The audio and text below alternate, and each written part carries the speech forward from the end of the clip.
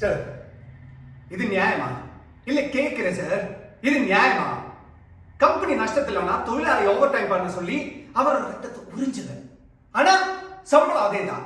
Company லாபத்தில் ஆனாலும் அதே சம்பளம் தான்.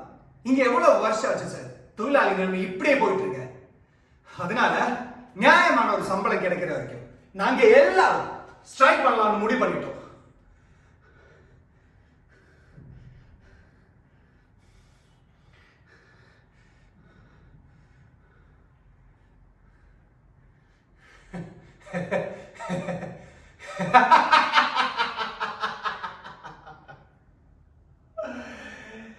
என்ன சார் பயந்துட்டியா?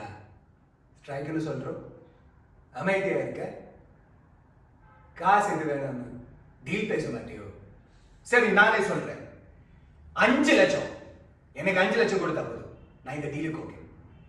எப்ப கையில் காசு வருதோ அப்பவே ஸ்ட்ரைக் நிப்பாட்டுறேன். ஓகேவா? ஓகேவா?